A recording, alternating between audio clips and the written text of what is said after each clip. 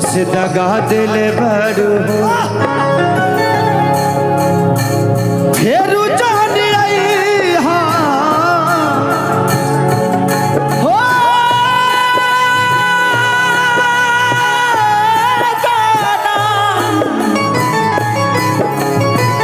फेरू जान आई हम कभी से रही अब जा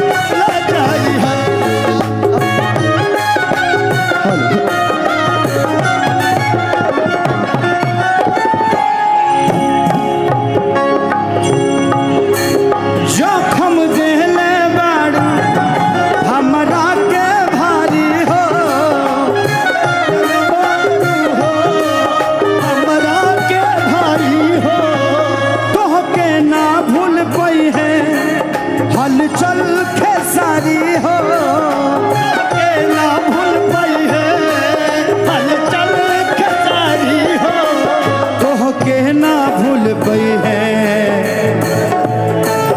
हल चल खेसारी हो जियते मुई हा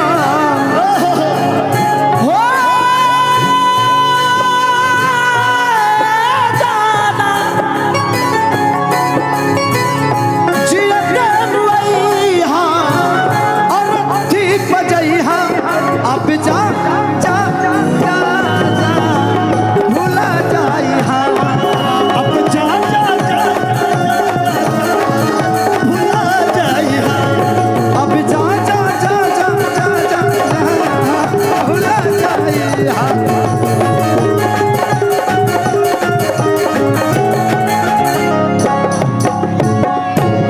एक जोरदार जितेंद्र अवार्ड साहब के लिए एक जोरदार हल्ला करके ताली। Allah thank you thank you thank you. बहुत ही बदल गया यार। अभी इसको बुलाने के लिए मुझे अखिलेश यादव का अलमशीला लगाना पड़ा। तो अखिलेश भैया की जय हो, अखिलेश भैया की।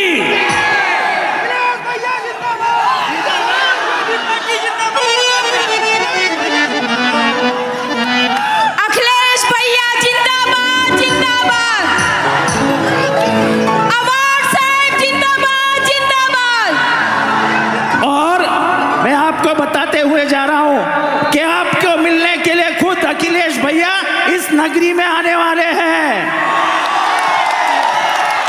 जितेंद्र सर एक सेकंड का मैं समय लूंगा। और जितेंद्र सर सही बोल रहे हैं। इस कार्यक्रम को कराने के लिए माननीय मेरे बड़े भाई, मैं उनसे बहुत प्यार करता हूं, अखिलेश भैया से, और मेरे दिल के धड़कन है वो, और कलाकारों का बहुत सम्मान करते हैं वो।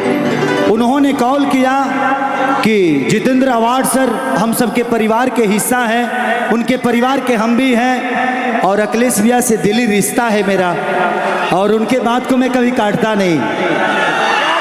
तो मुझे आना ही था, अपना शूटिंग छोड़कर मुझे आना पड़ा, बट ठीक है, इसी बहाने कम से कम आप सबसे मोहब्बत मिली और प्यार मिली, तो मैं चाहता हूँ एक जोरदार ताली खुद के लिए बजाइए आप सब। Love you. और अब स्टेज खाली करो, स्टेज खाली प्लीज। चलिए स्टेज खाली कीजिए प्लीज।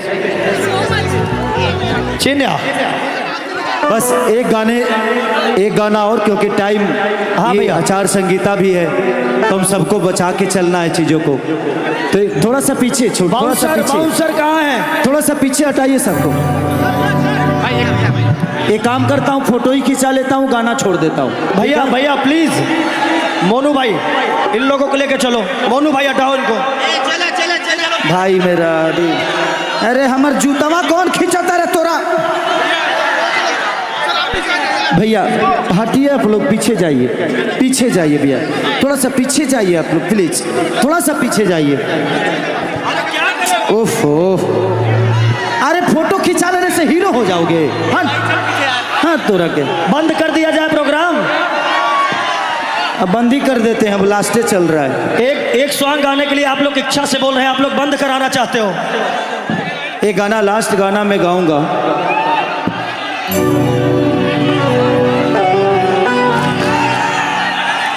कि छूटी अब की दीना जदी साथी किदा। एक मेरा, क्योंकि ये छठ त्योहार आने वाला है तो मैं चाहता हूँ एक छठ का गाना गा दो। नींबू खरबूजा। कि छूटी अब की दीना अरे जदी ठीक दा। कान खोल के सुन लो